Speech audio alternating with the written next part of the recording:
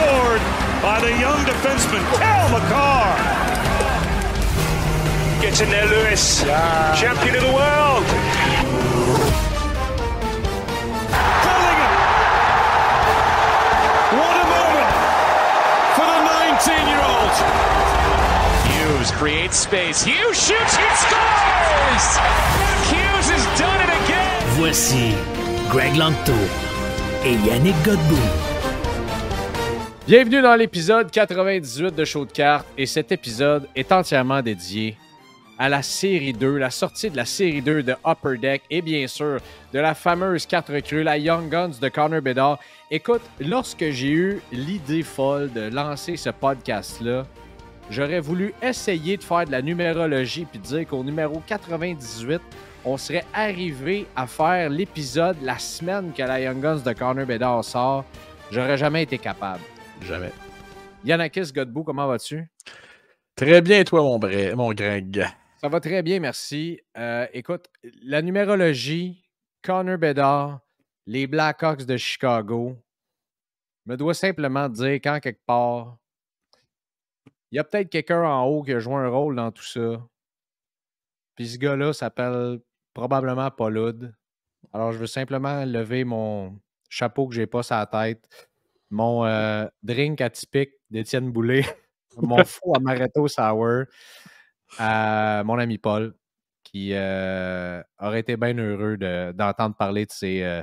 peut-être pas de carte de hockey, mais il aurait été bien heureux d'entendre parler de Connor Bedard pendant 1h30. Alors, voilà. Salut, mon Paul. Et c'est salut, mon Fern. Pleurer. Je dirais pas d'autre chose.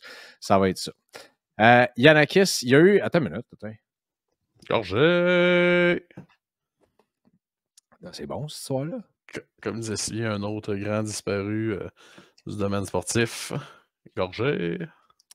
Oui, Paul Bissonnette. Bob Bissonnette, non? J'ai-tu dit Paul? Ouais, t'as dit Paul.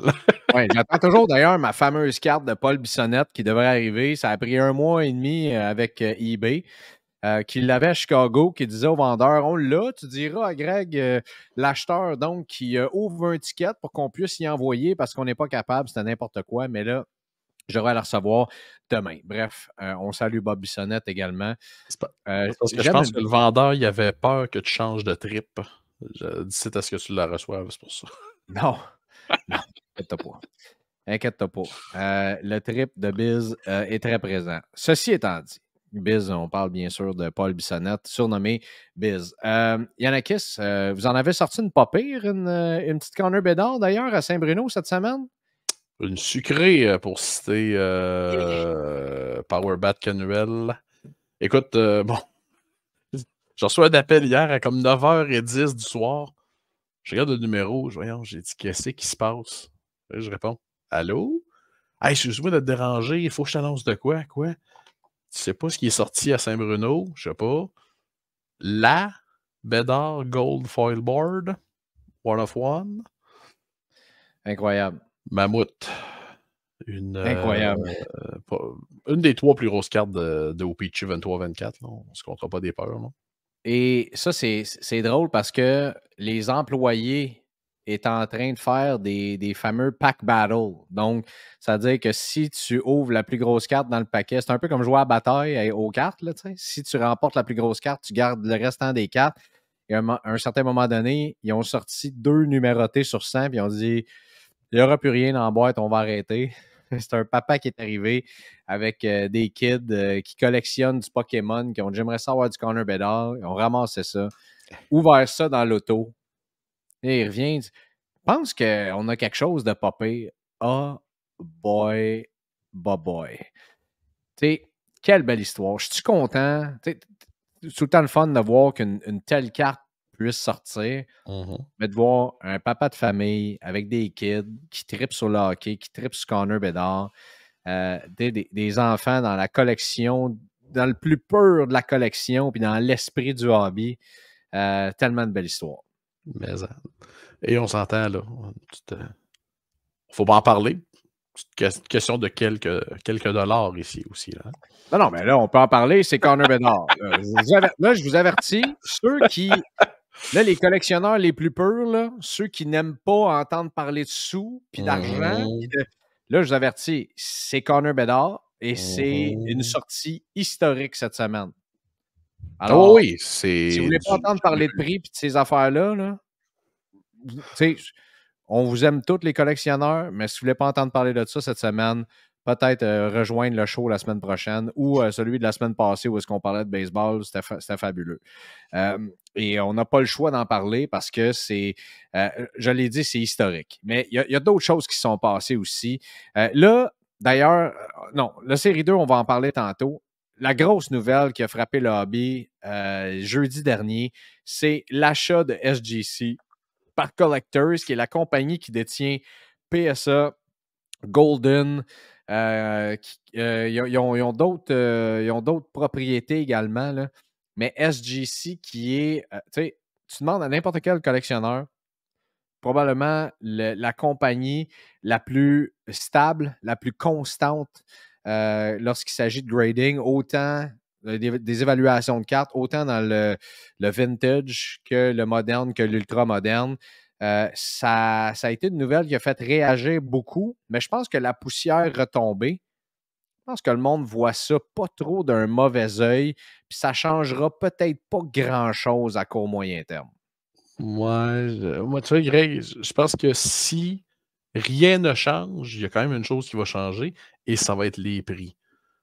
Selon moi, il y a beaucoup de gens qui allaient chez SGC parce que les prix étaient somme toute abordables et il y avait moyen des fois là, de faire grader des cartes pour des prix pas trop exorbitants, là, surtout en ce qui concerne là, des cartes plus dispendieuses un peu. C'est sûr et certain que ces prix-là vont malheureusement augmenter. Mais je pense que l'important, c'est que tant que la qualité reste là, tant que les standards SGC restent comme ils sont, je pense que les collectionneurs ont peut-être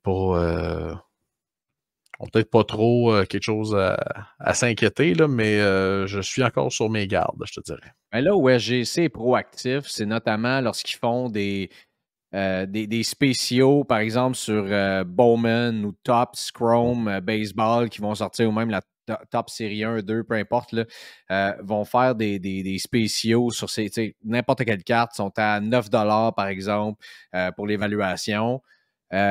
Et SGC se démarque aussi au niveau des fameux turnaround time, là. Donc, c'est beaucoup plus rapide l'envoyer chez SGC, notamment que chez PSA.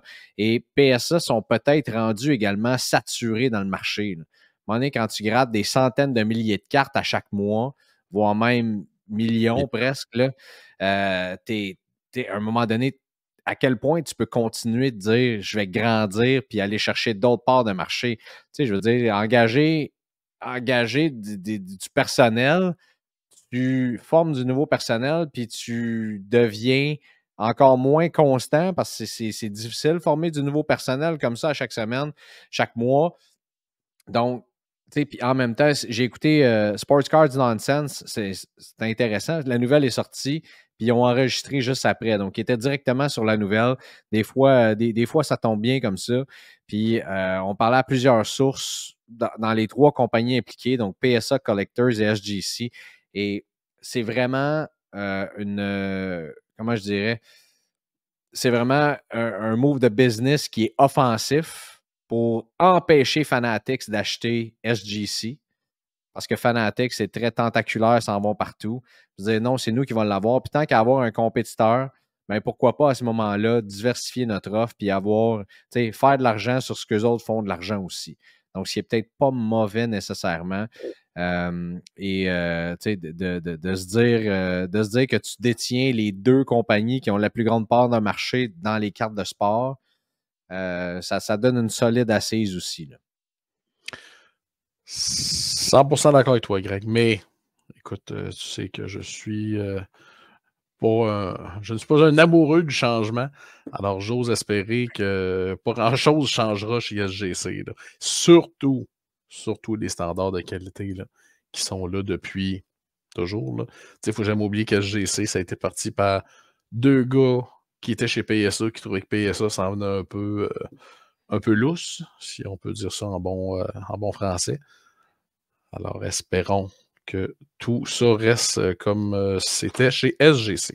Mais là, c'est important de comprendre. Je pense que tout le monde réagit à chaud, c'est émotif, parce que au Québec, ici, je pense que SGC est peut-être la compagnie qui est la moins utilisée.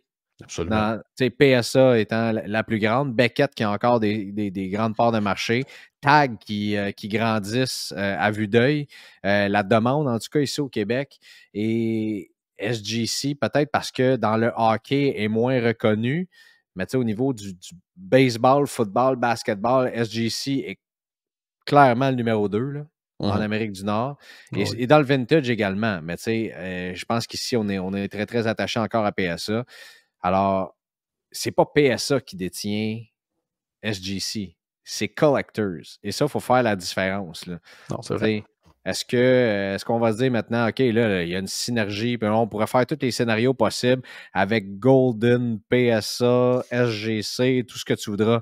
Regarde, c'est un portefeuille d'investissement comme il y en a, une compagnie de café, il y en a des compagnies d'investissement qui détiennent plusieurs grosses marques dans le marché. Nestlé est propriétaire de Blue Bottle Coffee maintenant. Je ne me souviens plus quel fonds d'investissement maintenant qui ont comme acheté 3 très, très gros torréfacteurs. Tout le monde opère leurs affaires de façon indépendante. Puis le fonds d'investissement, eux autres font de l'argent sur l'investissement qu'ils ont fait dans cette compagnie-là. Ça leur permet de grandir aussi. Alors peut-être que ça va permettre à SGC de continuer de grandir dans le marché également. Ça ne sera pas de mauvaise nouvelle non plus. Non, c'est sûr. Ma crainte, c'est que Collectors disent, dans le fond, SGC, ça pourrait devenir un genre de sous-produit de PSA. Mais là, de ce que tu me dis là, je pense qu'ils vont juste dire, hey, on change rien. C'est juste que votre chèque de paye va venir d'une autre place à cette heure. T'es juste un craintif du changement, dans le fond, hein, mon petit non, SGC, là, c'est un petit peu comme s'ils changeaient la recette du Red Champagne demain matin. Là. Je serais comme sur mes gardes, tu comprends? Bon, ça prenait juste toi pour plugger cette boisson gazeuse du Saguenay-Lac-Saint-Jean, bien sûr. Et dans les grosses nouvelles qui sont sorties, puis ça va faire le pont avec où est-ce qu'on s'en va dans notre discussion sur la série 2 de Connor Bedard. Bien, il y a Dave et Adams qui ont fait jaser aujourd'hui même avec cette introduction du fameux Bounty.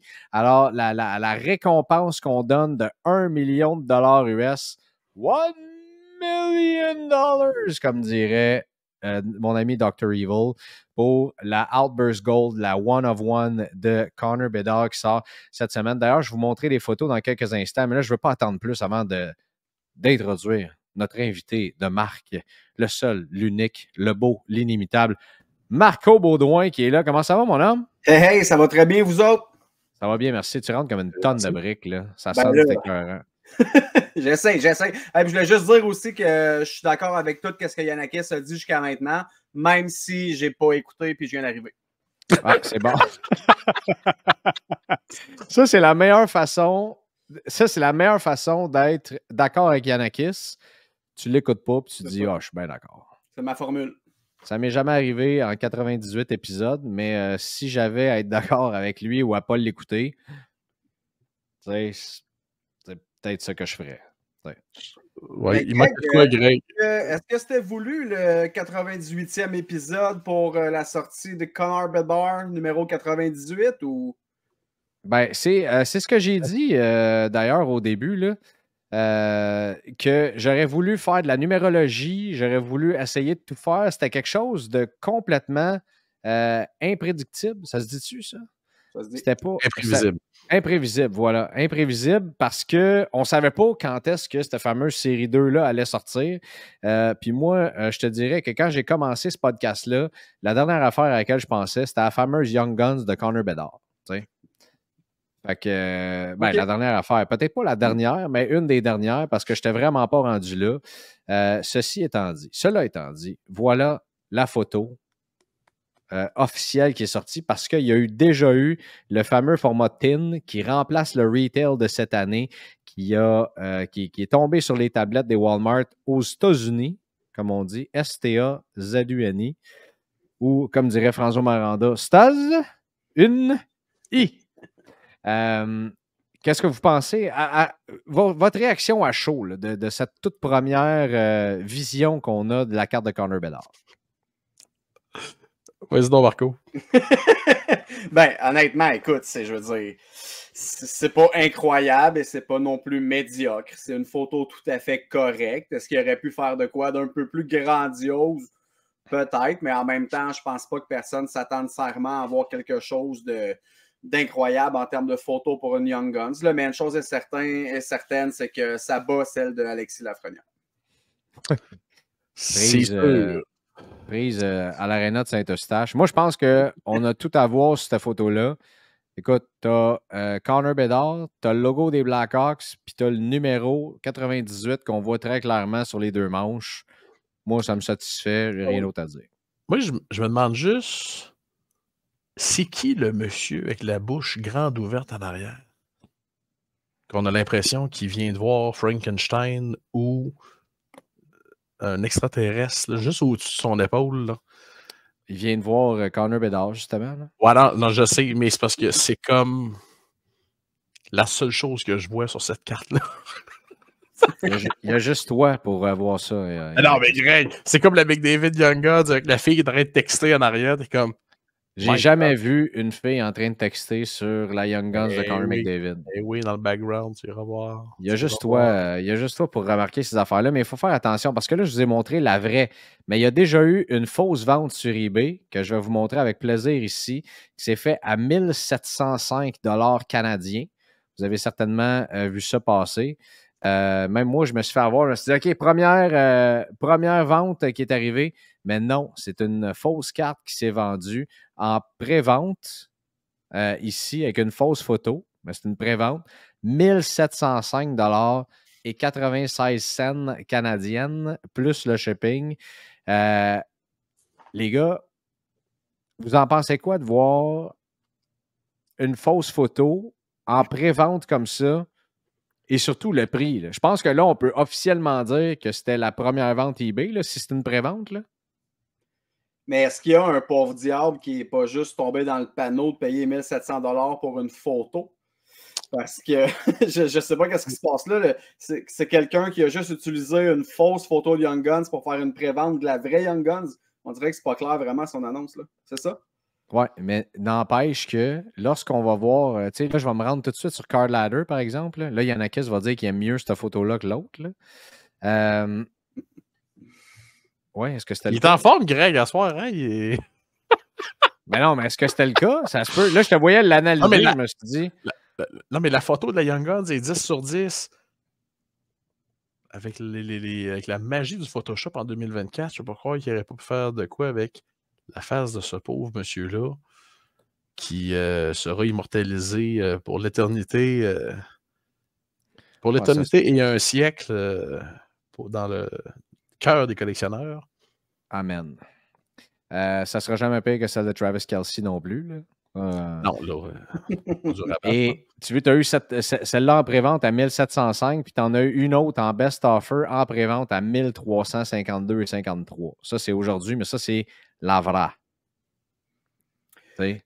Et ouais, mais les autres. Non, il y en a un autre ici, un autre pré-vente à 1358. Donc, tu sais, je me souviens, on se disait over-under 1000 $. Il y a Johan Benaroche qui a dit ici même sur le podcast qu'il attendait de voir, puis lui s'attendait à 1000 $ en partant.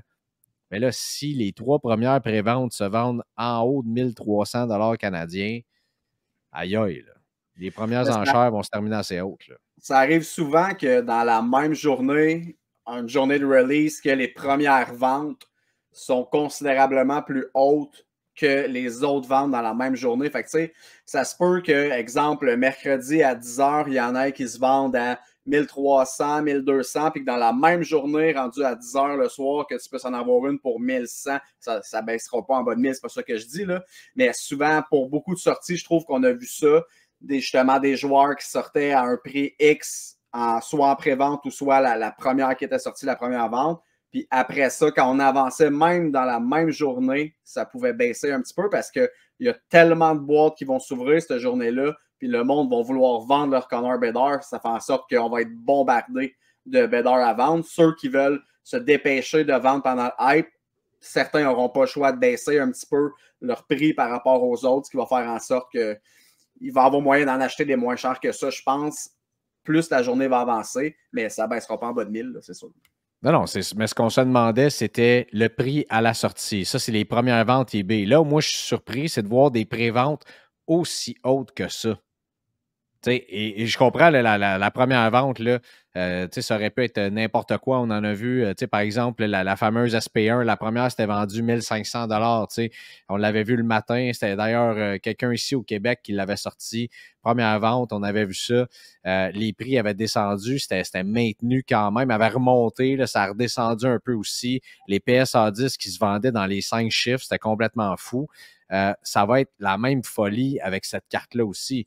Mais une pré-vente à ce prix-là, celle-là, ça m'a jeté à terre un peu. Puis je pense que, en fait, tout ce qu'on va voir cette année, ça va être jamais vu. Greg, je pense que tu n'as pas fini d'être jeté à terre. Là, avant qu'on rentre en onde, je faisais l'inventaire des Connor Bedard qu'on pourra trouver dans série 2. Il y en a 46 différentes. Je pense, messieurs, jamais vous aurez vu une UD Portrait se vendre ce prix-là. Et jamais vous aurez vu une Dazzler Blue se vendre ce prix-là. Là. Ah oui, c'est vrai, j'ai oublié ça. En fait, peux-tu nous faire, Yannick, la nomenclature de toutes les Connor Bedard qu'on pourra trouver? Là? OK. Bon, OK, là, on va prendre un grand respire. Il y a la Young Gun standard. Il y a la checklist numéro 500, où ce que Bedard se retrouve avec Leo Carlson. Ces deux cartes-là existent en Clear Cut, en Deluxe, en Exclusive, en Idlos, en Outburst Silver, en Outburst Red sur 25, en Outburst Gold One of One. Existe aussi la version Oversize qu'on va trouver dans les blasters, la version SP 1994-95 et la version Red de cette carte-là qu'on va trouver dans les blasters aussi. La Commemorative Class Red, la Dazzler Blue, Orange, Green, Pink, Red, Black, ainsi que les 4 printing plates, la OPC Glossy, la OPC Gold, la Canvas Programme of Excellence, la Canvas Programme of Excellence Black and White, les 4 printing plates de la Programme of Excellence, la Portrait Silver, la Portrait Red et les 4 plates de Portraits. Ce segment-là va être le meilleur de l'émission. Ça sera pas. J'ai-tu bien fait de les noter avec un peu? J'étais là, j'ai juste écrit le chiffre. Non, j'ai chanté que Greg va me poser une question un petit peu. Si vous demandez pourquoi Yannick est sur le podcast, voilà une des multiples raisons pour lesquelles il est là. Pour faire des listes comme ça. Là, si vous pensez qu'Yanakis a noté ça sur des plateformes digitales sur son iPad, non, tout écrit. C'est pas beau, ça? Tout écrit à la main dans son carnet de notes. Et seulement j'ai pu le relire. Ouais, effectivement. Ça va être une pièce de collection à un certain moment donné aussi. Oui. Oui, effectivement. Là, c'est tous ces inserts-là qui habituellement valent 1, 2, 3, $3, dépendamment des recrues ou des noms ou quoi que ce soit. Les Rainbow Dazzlers, là, ça va être intéressant de voir ça aussi. Là. Oui, puis on s'entend chaque année, les Dazzlers, il y a quand même beaucoup de collectionneurs qui vont monter les collections complètes de ça. Ouais. Avec toutes les couleurs. Ouais. Il va peut-être avoir, pas peut-être, il y aura un engouement particulièrement surprenant sur ces cartes-là, selon moi. Ouais. Ça va être intéressant. J'ai vraiment hâte. Et là, on n'a même pas statué encore sur le fameux prix de vente. Et, tu sais, je me souviens, il y a quelques semaines, on évaluait le marché, on en parlait. Yannick, on a parlé à bien du monde, Marco aussi. Puis, moi, je me disais, 300$, là, ça va être ben trop. T'sais. Et pour le la marché... Oui, c'est ça, pour la Dazzler. Là, je parle des hobby box, je veux dire. Le marché et l'engouement... on a parlé de ce que Dave and Adams de Card World viennent de faire en mettant ce fameux bounty de 1 million. Si la Outburst Gold vaut 1 million, les autres vont valoir combien? C'est complètement fou. Et on pensait on se disait à 1000$, ça va être fou si la valeur de sa Young Guns atteint 1000$, puis on est à 30 à 40% en haut de ça actuellement. Et fait que là, les gens qui se disent hey, moi, je débarque à ces prix-là, Ben, c'est parce qu'on est, on est sur une autre planète. Là. Et je sais qu'on l'a répété plusieurs fois sur le podcast, mais j'arrête pas de voir ces mots. Tu as dit commentaires-là de hey, moi, à ce prix-là, je débarque, ça n'a plus d'allure. Ouais, je comprends, mais tu as quand même l'opportunité là, de frapper une carte qui vaut 4, 5, 6, 7 chiffres. Oui. Tu peux pas laisser les boîtes à 150$. Là. Mais non. C'est impossible. Là. Puis comme Yanakis disait aussi, tu sais, Connor Bedard, il y a la Young Guns, mais il y a tellement d'autres possibilités d'insert. Puis comme Yanakis a dit, la portrait de Connor Bedard, là, ça va valoir plus que 100$ au release day, d'après moi. Là. Oui, puis la sûr. Dazzler Blue va valoir plus que 100$ aussi. Puis là, après ça, on parle de la Pink, ça va valoir 200-300$. Oui. Fait qu'il n'y a pas juste Connor Bedard, Young Guns à frapper qui va être payant. Évidemment, les inserts, ça l'est moins, mais reste que si tu payes une boîte 350$, et que tu tombes sur un portrait de Connor Bedard que tu peux revendre 150$, on a déjà récupéré pas loin de 50%. Là. Et voilà. Et voilà. Mais moi, messieurs, je vais d'une prédiction. Je pense qu'on va être, excusez-moi l'expression, mais flabbergasté par le prix de la Outburst Red qui sera Matching Colors. Je pense qu'on n'est pas prêt. Et là, je ne suis pas prêt à dire que la Outburst Red va se vendre plus cher que la Head Loss. C'est pas ça que je dis. Mais watch out. Et moi, les Outburst Red, depuis la sortie de série 1, ces cartes-là me fascinent à quel point qu'elles se vendent cher. Les Outburst Red. Oui, exactement. Et parce que les Outburst Silver, c'est un désastre. Non, c'est un 18 roues c'est un 18 roues d'essence qui tombe d'une falaise, c'est pas ça qu'on parle. Mais les Outburst Red sont pas juste magnifiques, ils sont pas juste rares, sont incroyablement recherchés. Et je regardais cette semaine, je ne me trompe pas, il y a un Austin Matthews qui s'est vendu comme 225$ US. Là. J'étais comme, OK, enfin. Tu parlais de Color Match, là, regarde à l'écran là, celle de Ovechkin qu'on a ici. Non, c'est extraordinaire, ça. Là. Le Color Match, c'est fabuleux là, comme carte. Là. Tout le monde en veut de cette carte-là. Là. Et moi, j'ai juste hâte de voir, est-ce que ça va couper, par exemple, le bonhomme à bouche ouverte en arrière ou la fille qui texte? Là? Je pense que oui. Hein? Ben oui. Absolument, oui. OK. Ben moi, j'ai hâte de voir. Et je pense que la Outburst Silver va être à surveiller. J'ai hâte de voir le prix de cette carte-là. Parce qu'à date, ça se vend à peu près le même prix. Et même, j'en ai vu sortir, à moins que j'ai eu la berlue, en bas du prix des Young Guns régulières. Là, on parle de joueurs communs ou on parle de... Non, on parle de joueurs communs. Là, c'est sûr que, tu sais, une low Q. Ben, par exemple, low Q, je pense que ça se... Ben, regarde, je peux faire... Attends un petit peu. Je vais aller en général, ça se vend un petit peu plus cher quand même, par exemple, mais ça peut arriver, là, un joueur commun, que ça soit un peu moins cher. Bon, low Q, on s'entend que sa Young Guns est à 50$, là? Ouais. OK. Outburst Silver. Ah non, c'est un petit peu plus cher. Vois-tu, on tourne autour de 80$. Là. Pour la Outburst Silver de Low Cubes. Ouais, une fois et demi. Une PSA 8, c'est vendu 72$. Ouais, fait qu'on est un petit peu plus cher dans le cas de Low Cubes, mais qui est probablement la plus grosse recrue de la série 1. Oui. Mais là, on est là à faire des calculs puis à faire des règles de 3. J'ai tellement l'impression qu'on s'en parle dans une semaine et toutes nos prédictions, l'Outburst Silver va se vendre X parce que c'est une fois et demi tel prix. On va tout prendre ça, on va mettre ça dans le bac de recyclage, messieurs, puis on va se dire quelle folie, quel asile que ça a été cette semaine.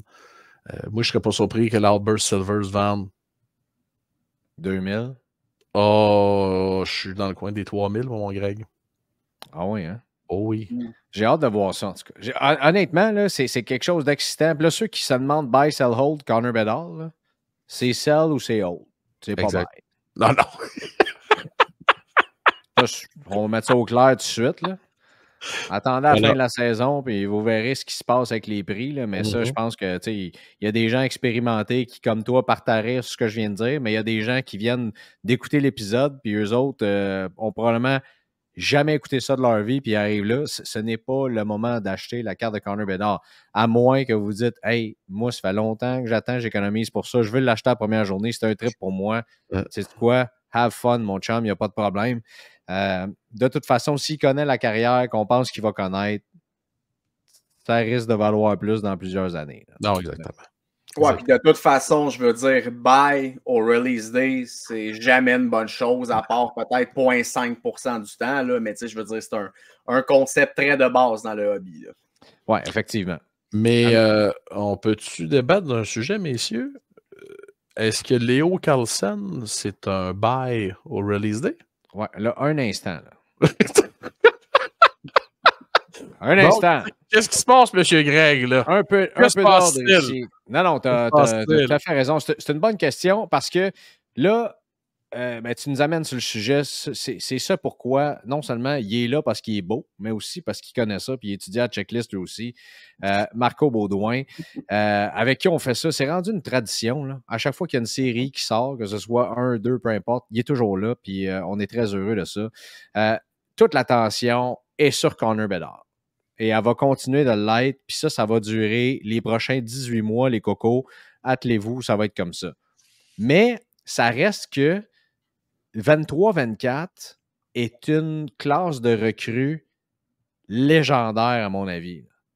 Complètement exceptionnelle. Je vous l'ai dit, je vous le redis, là, pour ceux qui n'ont pas écouté les épisodes précédents, selon moi, le produit de l'année, puis le produit à acheter puis garder fermé pour les siècles et les siècles à venir, amen, c'est SP Authentic. Oui, les boîtes vont coûter un prix astronomique, mais regardez la classe recrue, là. Puis là, c'est pas séparé, série 1, série 2, Extended, là. Sont toutes dans le même produit. Toutes les Future Watch, là, c'est un produit qui va être excessivement loadé. J'ai pas d'autres termes à dire, là. Puis j'imagine que vous êtes d'accord avec moi. Si vous ne l'êtes pas, je ferme le micro. Écoute, Greg, ça sera pas long. Vendredi, j'ai un client qui me demande mais là, à part série 2, SP Authentic, ça va être quoi, mettons, des bons produits cette année? Tout. Puis je le regarde, puis je dis, ben, tout. Il me dit, tout. Ah oui, Synergie, Credentials. J'ai dit, tout ce qui va exister, 2023-2024, tout. J'ai dit, ça va être bon. Les gars, est-ce que c'est la meilleure classe recrue de l'histoire? Hey, 2005-2006, le chum, je te remercie. Ouais, mais 2005-2006. Pardon, Marco? 16-17 aussi, c'était quand même très lourd, mais, mais pas autant que 2005-2006, je suis d'accord. Mais 2005-2006, tu as deux gars qui sont dans la conversation des GOAT, là. Crosby, Ovechkin. Mais après ça, là. Ben, après ça, tu as un des 5 meilleurs goalers de tous les temps pour les victoires, Henrik Lundqvist. Le nombre de gars, tu sais, tu as des gars comme Zach Paris. Il vaut combien dans le hobby? Là, tu parles de sa recrue ou de la valeur générale du gars? Non, mais je parle de la classe recrue là, que tu vois ces quatre. Là. Quand tu compares SP Authentic 2005-2006 à 23-24 ou à 16-17 ou à 21-22 ou peu importe. Là. Ben, on s'en reparle dans quelques années avec Greg avec le nombre d'Hall of Famer qui sortiront ces classes-là. Mais je pense que 2005-2006 est assez en tête de liste. Là. Je te dirais bien 2013-14, mais malheureusement, il y a beaucoup de noms qui ont tellement déçu. Et là, je parle de Yakupov et je parle de Galchenyuk et je peux en nommer une panoplie. Là. J'avoue que 16-17 est dur à battre là, avec les trois meneurs des Leafs qui sont dedans. Là, en partant. Oui. Mais Marco, tu t'en allais ajouter un commentaire à ce que Yannick a dit? Ouais, ben tu sais, ce que je voulais dire, c'est que SPA 23-24, l'acheter puis le hold longtemps, ça dépend aussi qui va être en redemption, là, parce que si tu sais, Bedard ne le sera pas, j'ose espérer, mais si, mettons, Fantilli et Cooley sont en redemption, ben déjà, ça t'enlève deux top G de la QV, là. Fait que tu sais, il y a quand même ce facteur-là qui est très important, mais j'ose espérer que les gros noms... U2 va s'arranger pour avoir ça stock. Là. Mais ils ont fait une solide job à date. Là. Je veux dire, 22-23, y en a-tu des redemptions? C'est ça, je pense que non. Fait que, si la tendance se maintient, ça va être bon. Là. Mais... De Cup, là, à part Zegras qui a signé ses stickers, en fait, Dawson Mercer qui est en redemption, mais qui a déjà signé ses cartes qu'il a envoyées. À part, puis Dawson Mercer n'est plus du tout une des recrues significatives de cette, malheureusement, très malheureusement, n'est plus une des recrues significatives. Il est très collectionné, mais au niveau valeur, là, on parle bien plus de Quinton Byfield, de Cole Caulfield, de Mason McTavish. C'est ces gars-là qui mènent le bal. J'ai hâte de voir pour 23-24, mais selon moi, avec tous les noms qu'on a là-dedans, ça a le potentiel d'être une classe recrue exceptionnelle dans toutes les positions. Là. Ça, je te l'accorde, Greg. Ouais. Mais ça se peut-tu aussi que Upper Deck a retiré des leçons du...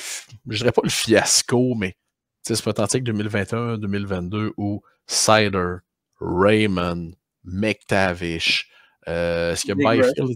Mais attends, non, Byfield n'était pas Redemption. Tu avais McTavish, Zegras, Sider et Raymond, mais toutes ces Redemption-là ont été remplies.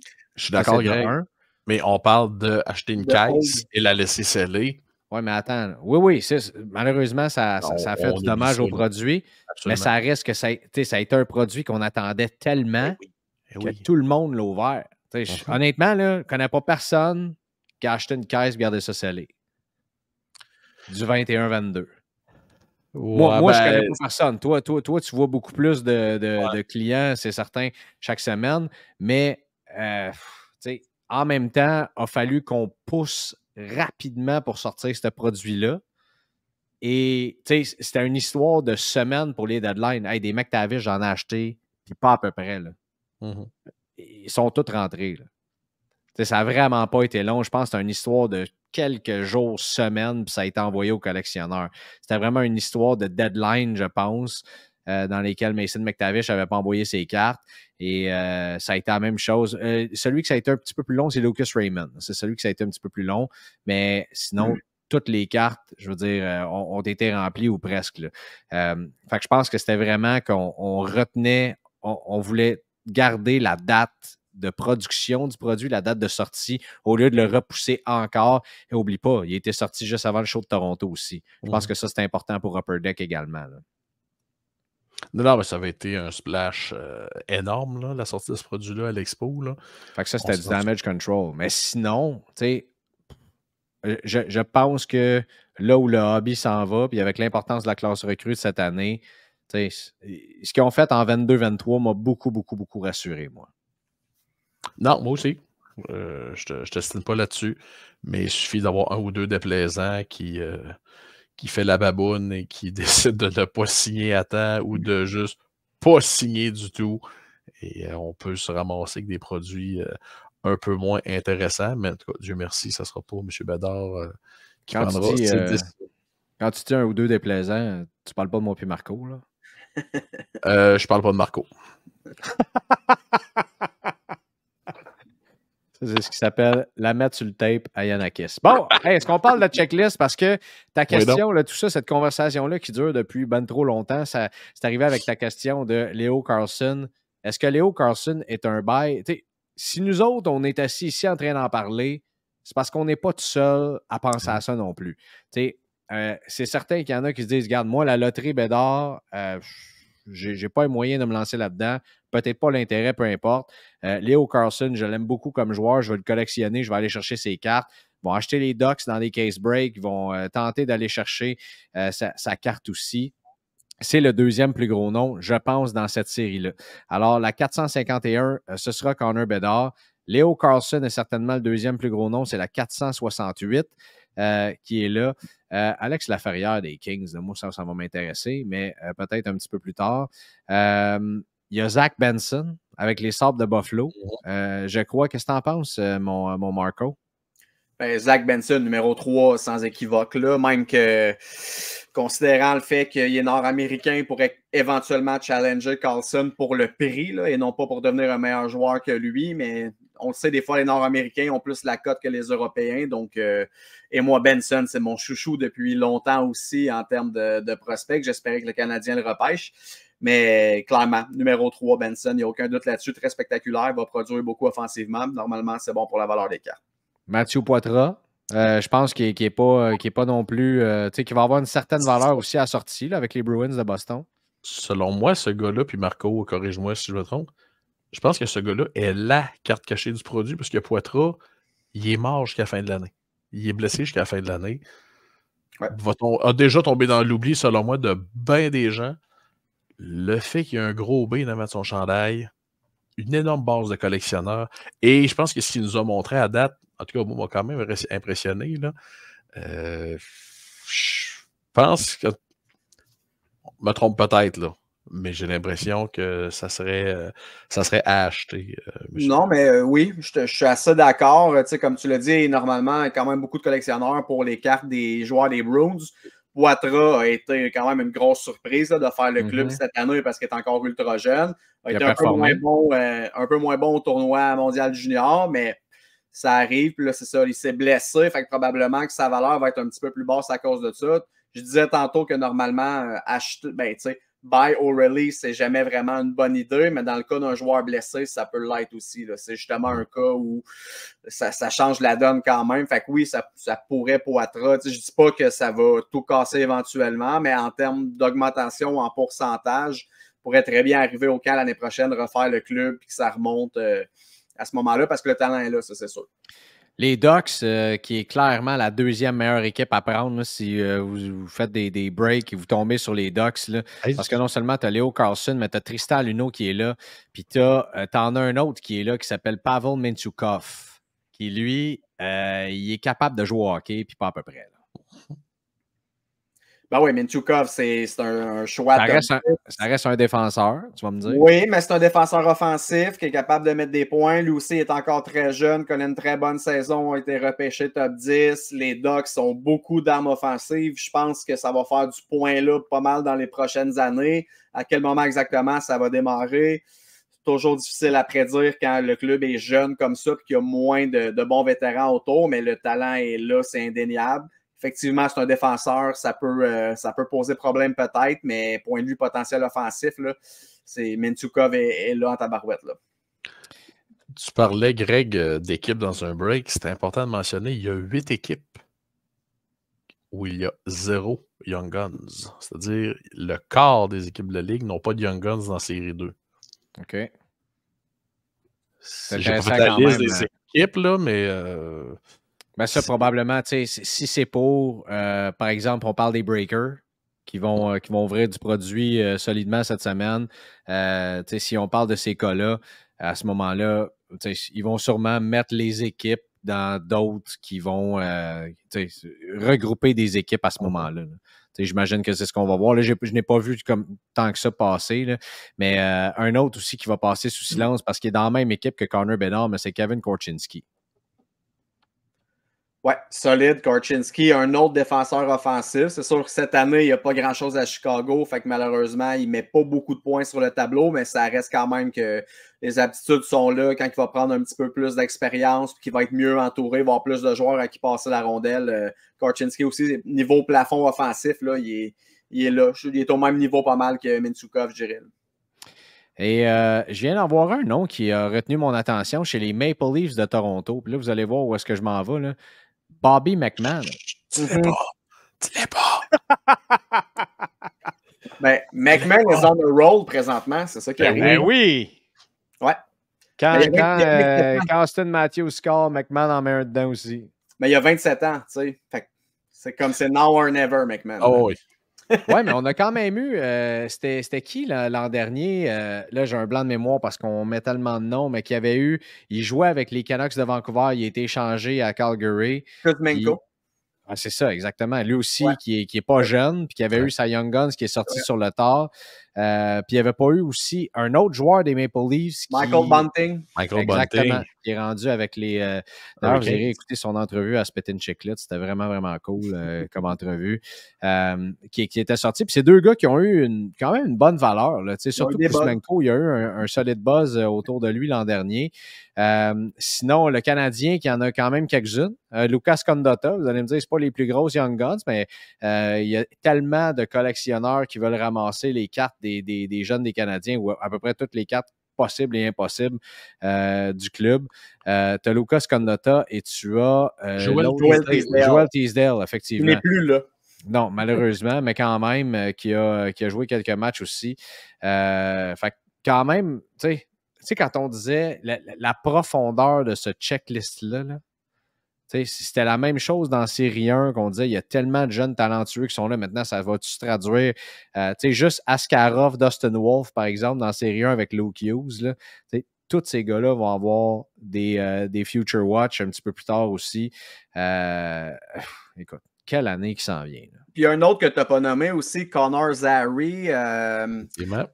Avec les Flames. Les Flames aussi ont quand même un certain bassin de collectionneurs. Là. C'est un marché canadien. Puis Zary connaît quand même une grosse saison présentement. Là. Il met quand même du point. Là, puis il joue en haut. Là. Il joue un petit peu en bas plus au début, mais ça fait quand même un certain moment qu'il est en haut. Puis honnêtement, il produit. Puis je pense que lui aussi va être recherché pas mal. Il fait partie du top 10, ça, c'est sûr, en tout cas. Oui, Connor Zary. D'autres Québécois aussi, Raphaël Lavoie, qui avait été rappelé avec les Oilers d'Edmonton, on se souvient, en début de saison, si je ne me trompe pas. Est-ce qu'il y en a d'autres cartes cachées comme ça, Marco, que toi, tu t'as identifié? Ou... Fraser Minton, qui est un joueur des Leafs, fait qu'il ne sera pas tant caché, c'est sûr, vu qu'ils ont beaucoup de collectionneurs, mais Fraser Minton, c'est un joueur qui a connu un gros camp d'entraînement, qu'on se demandait s'il allait passer toute la saison à Toronto. Finalement, ça n'a pas été le cas. Mais juste considérant le fait qu'il est à Toronto, déjà, on va vouloir le collectionner beaucoup, c'est sûr. Et là, je ne parle pas de moi, là, je parle en général de hobby. Juste pour être très, très clair et pas me faire lancer de tomate.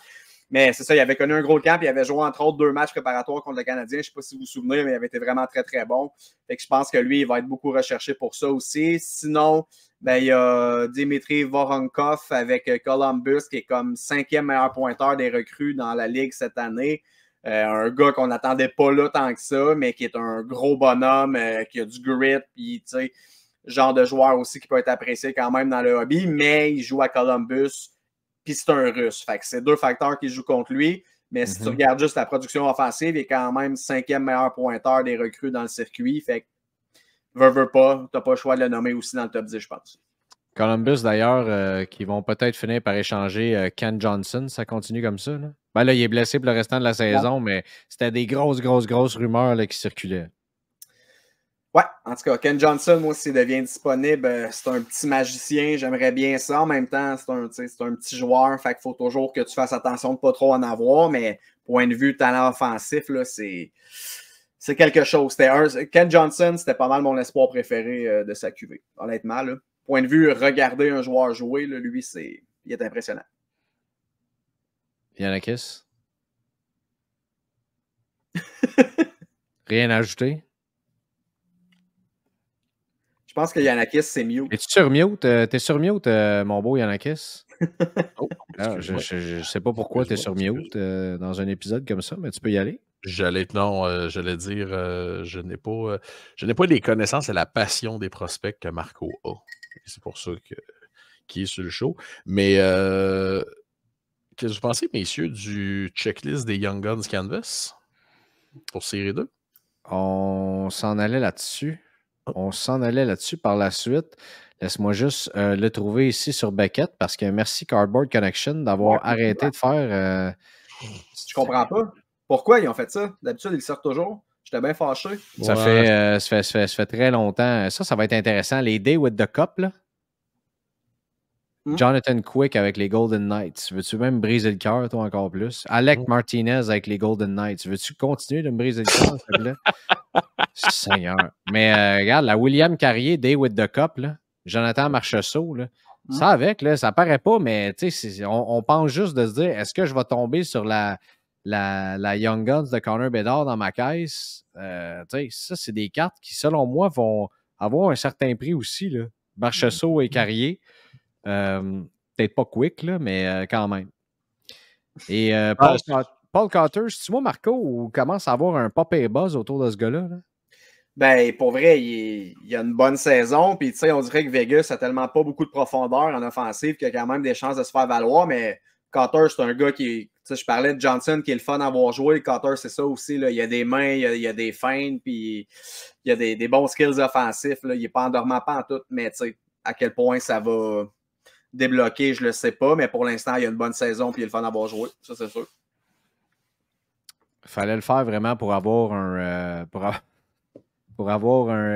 buzz autour d'un joueur des Golden Knights. C'est pas arrivé souvent, ça, dans le hobby. Hein? Non. OK, allons-y avec les Young Guns. J'ai failli revirer de bord quand j'ai vu Matt Murray, mais c'est pas lui. Hein? C'est pas le Matt Murray qu'on connaît si bien.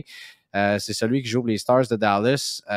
Solide, encore une fois. Là. Luke Hughes, Bobby McMahon ont leur canvas qui sont là-dedans, notamment. Sean Farrell aussi, ça va être intéressant pour les fans des Canadiens. Elliott Desnoyers qui était quand même assez collectionné aussi à la sortie de la série 1. Et le gros nom, Devin Levi, selon moi aussi là-dedans, après Luke Hughes. Là. Logan Cooley. J'allais le dire. Je pensais que tu allais le dire également. Oh, oui. Logan Cooley, Zach Benson. C'est loadé, cette série 2-là. Oui. Il n'y avait pas le choix, Logan Cooley, de mettre une Young Guns Canvas là-dedans parce que là, tu mets pas la Young Guns Canvas de Bedard, tu mets en plus Fantilli et Cooley la Young Guns dans Extended. Là, ça reste loadé parce que la QV a beaucoup de profondeur, comme tu disais tantôt, mais il faut que tu en donnes un peu dans le canvas aussi. Fait que le fait que Cooley soit là, ça vient racheter un peu le reste. Ben, racheter un peu, honnêtement.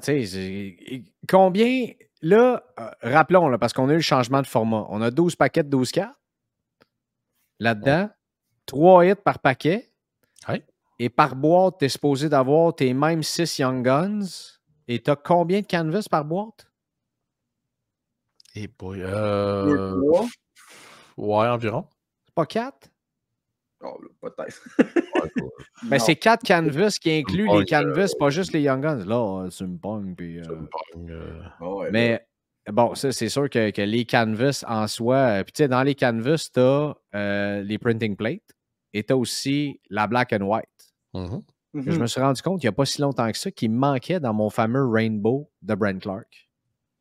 T'avais pas ça? Non, je ne l'avais pas, je l'ai acheté. Là, je l'ai. Mais Brent Clark, d'ailleurs, pour la petite histoire, tu es allé à Vancouver la semaine passée. Puis les Canucks, pour une raison complètement obscure, aussi obscure que stupide, ont refusé notre accès média. Alors, pour assister au match, après avoir pris un billet d'avion et tout le reste, il a fallu que j'achète un billet avec la gang de billets.ca que je me suis acheté, je me suis assis dans les stands. Un peu fâché de cette situation-là, là, je ne vous le cache pas. Fait le tour de l'aréna, j'ai fait ma job pareil, tout était parfait. Et les Kings qui ont rossé les Canucks 5-1. Et si vous avez vu le but de Brent Clark fourni par Kopitar et Byfield que j'ai vu dans ma face, quand ça s'est arrivé, les gars, je me suis levé, j'ai applaudi, j'ai ramassé mon sac, puis je suis parti. C'est vrai, t'étais un gars fort avant la fin des games, toi. J'avais oublié que t'étais de même. Là, il restait 7 minutes en troisième période. Ouais. Puis l'hôtel était tellement proche que ça me permettait d'aller finir la game à l'hôtel à ce moment-là.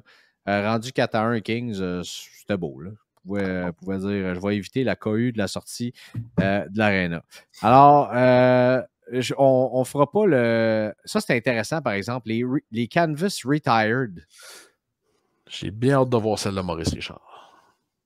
Écoute, bien hâte. Gretzky, Richard, Jumbo Joe Thornton, Derek Sanderson, Todd Bertuzzi, peut-être moins. Jean-Sébastien Giguère, ça va être intéressant, qui va rentrer dans les Ducks qui sont déjà très, très remplis.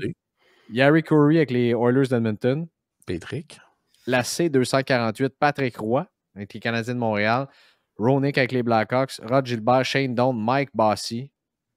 Écoute, ça, ça aussi, il y a beaucoup de gens qui vont vouloir, d'après moi, compléter. Ouais. Dominique Hachek et Stevie Y également, qui est en voie de qualifier son club pour les séries, encore une fois. C'est complètement fou. Et dans les programmes avec Excellence aussi, qui sont des cartes qui ont quand même une certaine valeur, tu as la Connor Bedard dedans. Owen Beck aussi, qui parce qu'il est dans l'organisation du Canadien vaut quelque chose. Jacob Pelletier aussi. Devin Levi.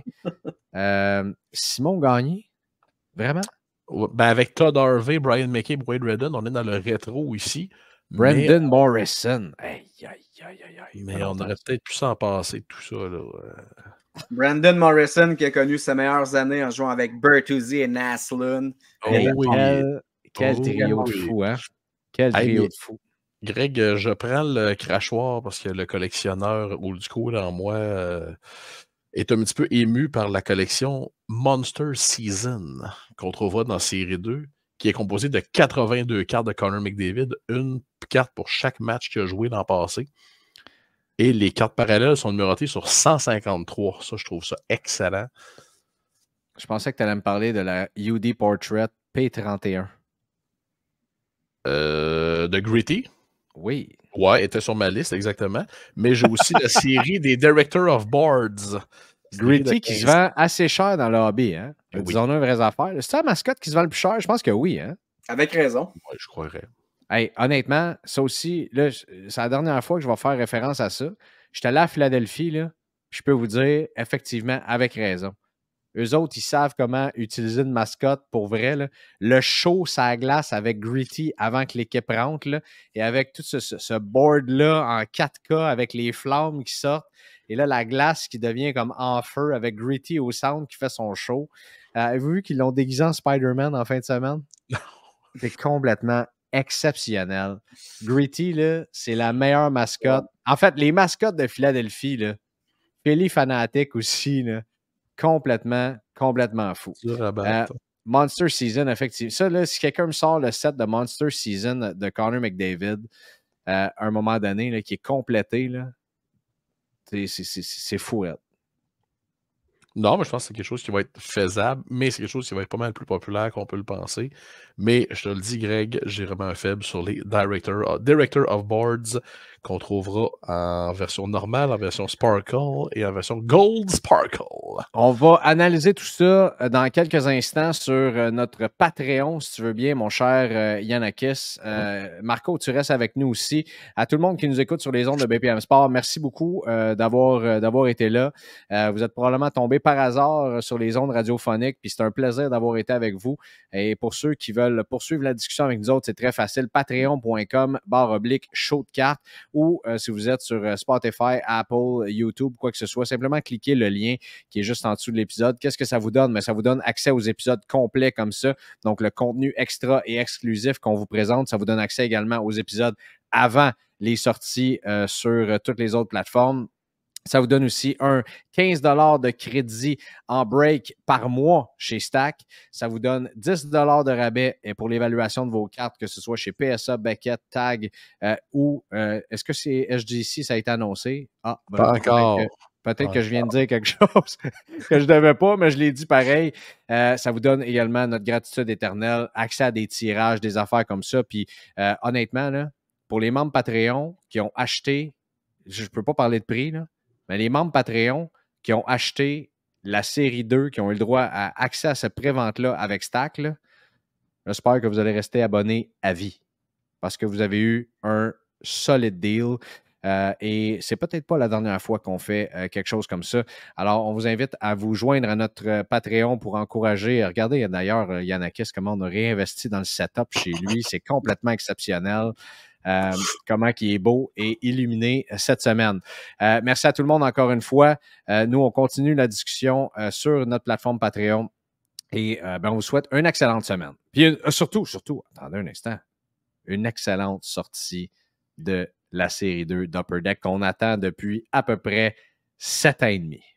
Le Better Week. Oh yes! Salut tout le monde. Bonne soirée.